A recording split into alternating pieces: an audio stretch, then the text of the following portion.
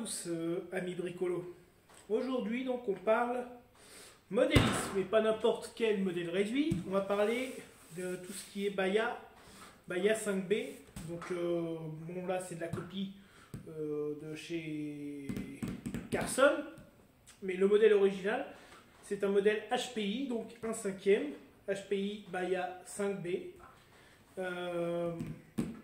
que j'ai possédé par le passé, mais revendu déjà depuis un certain temps.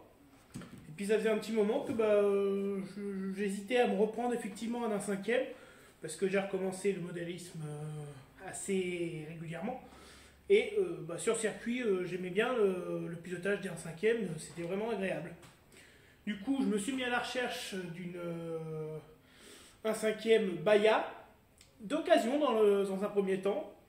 Je voulais un modèle d'occasion, je voulais y mettre aux alentours des 600 balles, 500-600 euros. Et le problème, c'est que par rapport à quand j'avais arrêté donc, le modélisme, il y a déjà presque une dizaine d'années, en tout cas, le modélisme 1/5e, j'avais revendu mes Baya, bon, dans ces ordres-là, 600 et quelques euros, avec presque 1000 euros de pièces d'options et compagnie, etc. Et je me disais, je vais reprendre, je vais chercher un peu le même genre.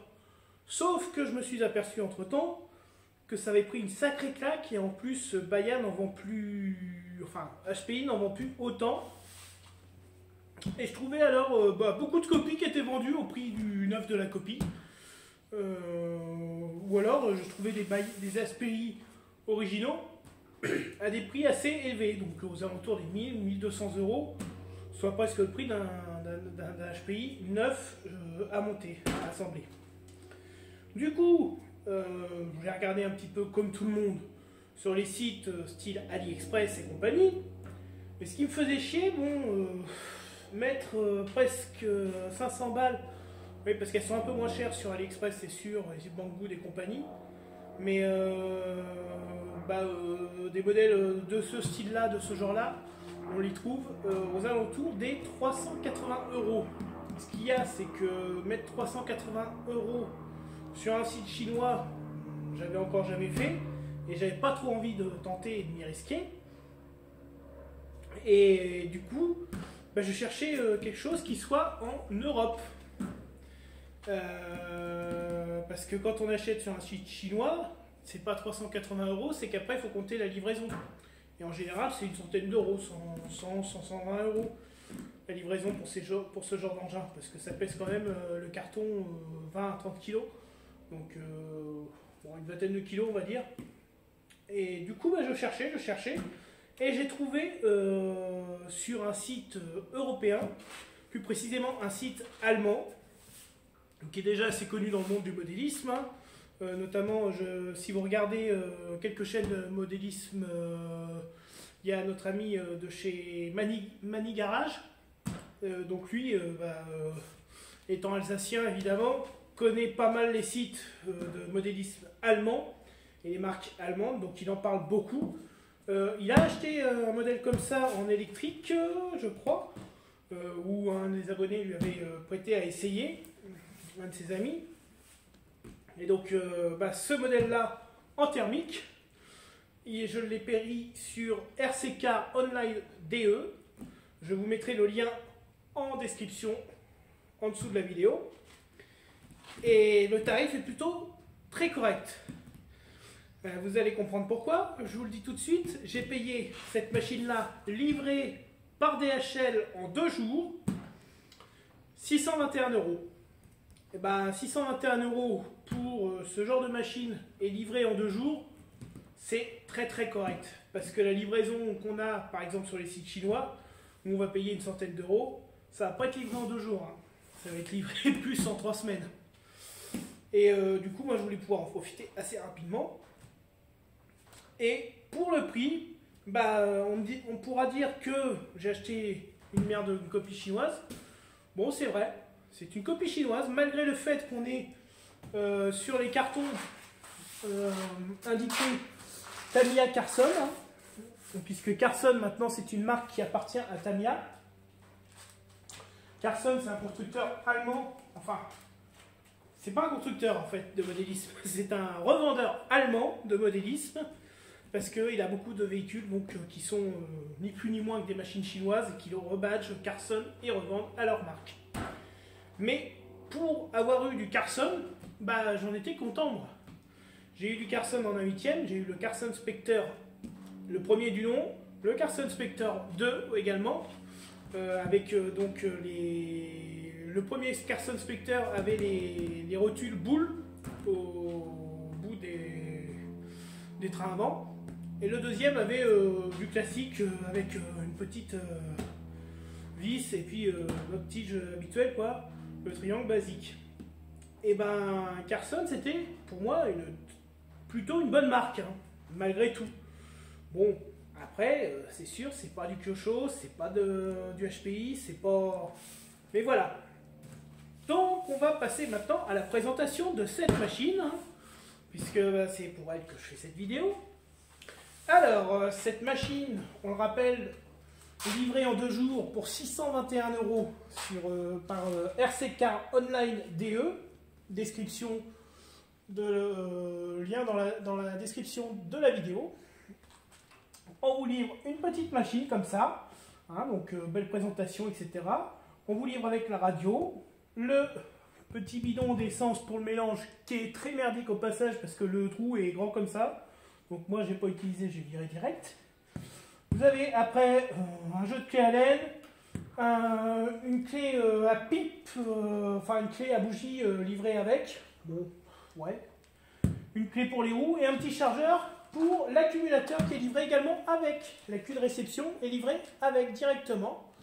Donc c'est plutôt agréable. C'est livré presque monté. Enfin, c'est monté, mais vous verrez qu'il y a 2 petites choses que moi j'ai enlevées parce que ça ne me plaisait pas. Je ne vous ferai pas une grosse vidéo de présentation de cette machine parce que je l'ai déjà vue, la vidéo. Il y a une vidéo qui existe de la marque Carson qui présente son produit. Elle est très très bien. Donc je ne vais pas refaire exactement la même chose, hein, c'est pas la peine. Mais bon, c'était pour vous faire le retour sur cette machine, la présentation, et puis bah, vous montrer un petit peu les entrailles de la bête, tout ça. Donc on va regarder tout de suite le véhicule. Alors, tout de suite, voici la bête. J'ai un peu roulé avec, hein, donc forcément, bah, j'ai roulé un peu dans l'herbe. J'ai fait, on va dire, de la tondeuse avec. Voilà, on retire le paquet d'herbe, hein. Bon bah voilà. C'est pour montrer que ça fonctionne, hein, elle fonctionne. Je vais d'ailleurs vous faire une petite vidéo de quand elle tourne juste après, pour vous montrer un peu la machine, ses possibilités. J'ai fait donc le petit rodage statique. Donc vous allumez votre machine avec un mélange à 4% d'huile. Vous la laissez tourner une bonne demi-heure. Comme ça le moteur est déjà pré-rodé. Et puis après, bah, vous finissez votre plein parce qu'il ne sera pas fini avec les 4% d'huile. Moi j'ai fait 500 ml de mélange. La contenance du réservoir, c'est à peu près ça. Hein. C'est à peu près 500 ml. 1 demi-litre de contenance. Enfin non, c'est un petit peu plus, je crois, c'est 750 ml. Donc on est un petit peu au-dessus. Mais j'ai fait 500 ml de mélange à 4%. Je l'ai fait tourner donc une demi-heure ralenti. La machine posée au sol, histoire que le moteur commence un petit peu son pré-rodage. Ensuite, je l'ai fait tourner avec un mélange à 3% cette fois-ci, par la suite, donc plein. J'ai fait déjà 2 pleins à 3%. J'ai commencé par aller à mi-gaz, vraiment y aller doucement, soft, sans toucher les réglages. Puis au 3e plein, donc, j'ai commencé à retoucher un petit peu la vis de reprise parce que bah, elle engorgeait pas mal à la reprise au niveau gaz. Il y avait trop d'essence, donc j'ai diminué un petit peu. Du coup là, elle reprend bien, elle fonctionne plutôt pas mal. Ce que j'ai fait, donc j'ai fait encore un autre plein, toujours mi-gaz, à faire des petites accélérations par moment. Et puis là, on va arriver dans la période où on va commencer à envoyer dans le moteur, rouler presque normalement, pour lui faire la fin de son rodage. Et puis après, on pourra tartiner comme un porc. Ce qui vous est livré avec la machine, je vais vous les montrer. On a donc cette petite radio Carson. On vous donne avec donc, une mousse supplémentaire, enfin une double mousse. C'est très bien d'en avoir une parce que bon, bah, la mousse c'est du consommable. Hein. Au fur et à mesure, vous verrez, vous allez l'abîmer, ça c'est normal. Cette mousse là, donc bien vérifier avant de l'utiliser qu'à l'intérieur la mousse interne est imbibée d'huile parce que ça évite comme ça que la poussière rentre dans votre moteur. C'est une petite vérification à faire. Donc on a aussi également la clé qui va servir à différents réglages. Ici vous avez différentes empreintes, mais bon moi je m'en sers pas. Puis bah, ça sert pour les écouts de roue. Clé plastique assez merdique. Hein, voilà. Rien à dire d'autre. C'est pas une clé que je vais conserver très longtemps. Hein. J'ai déjà en commande une clé en aluminium pour les écouts de roue, un 5e. La clé à bougie que je vous avais dit qui était fournie avec. Bon, ouais, c'est là, c'est dans le pack, ça a le mérite d'être là, voilà.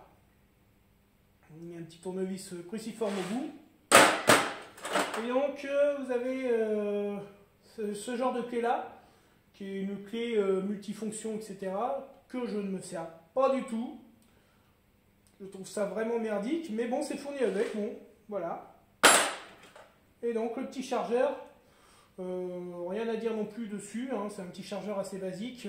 Vous branchez ici, vous avez une petite languette à relever et vous avez l'accès à votre branchement pour votre accu de réception.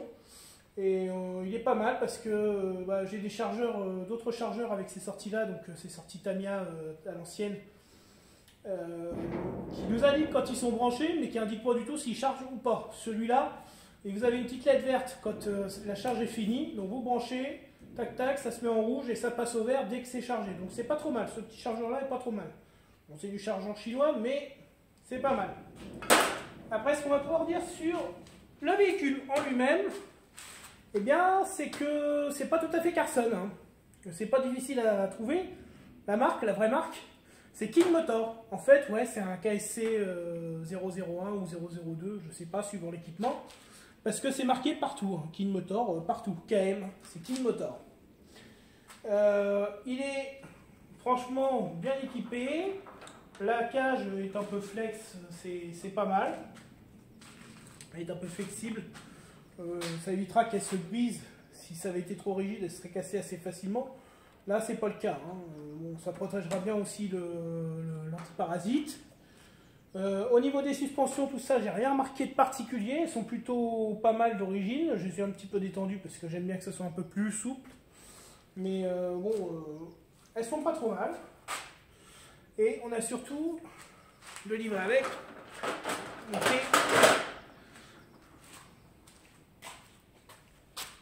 Ça, ce petit échappement là, qui est de toute beauté, je trouve. Hein. Ça, en fait, c'est une copie du... Moi, j'avais un DDM Racing à l'époque. C'était une copie de cet échappement-là. Et je trouve vraiment magnifique cet échappement. Je trouve qu'il a une gueule géniale. Bon. Je vous vois venir, vous voulez qu'on la démarre peut-être cette auto. Hein, on est d'accord? On va peut-être essayer de la démarrer. Bon, je vais passer un petit coup de soufflette vite fait pour enlever l'herbe. Et on se retrouve juste après.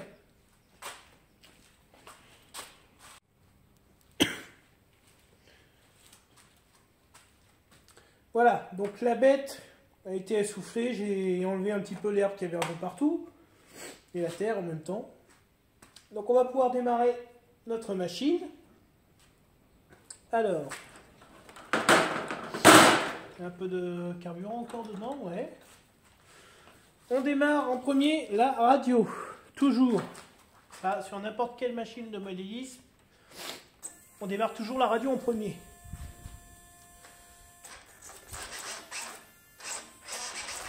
On vérifie que tout fonctionne bien. La direction, vous voyez, c'est bien réactif quand même. Pour un 1/5e, c'est pas mal. Bon, au niveau cerveau, j'ai modifié le cerveau, j'ai changé. J'ai mis un Savox que j'avais, donc c'est un 1257 TG. Donc c'est un 8 kg, je crois, ou un 10 kg. C'est pas énorme, vous me direz, mais c'est du vrai 10 kg. Il tire vraiment sur le fin. Et puis là, il y a une rapidité de réaction au niveau de l'accélération des gaz.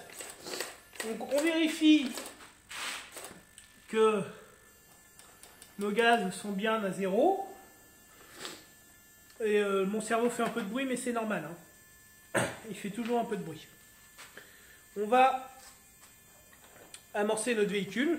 Démarrage à froid là. On amorce jusqu'à ce qu'on voie le carburant. Moi c'est juste pour vous montrer une dizaine de fois. Voilà. On met le starter. Et on va venir faire des petites tirettes. Là on voit que déjà il doit allumer. Donc j'ai plus qu'à tirer un.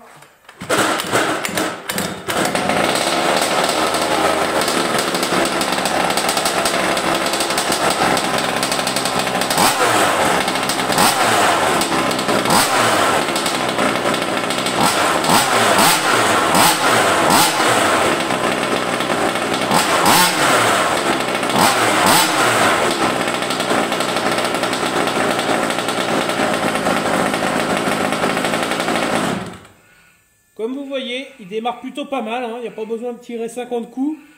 En tout cas, ça c'est quand on a bien entretenu sa machine et puis que le carburateur est bien réglé aussi. Donc vous voyez, ça démarre 2-3 coups de tirette.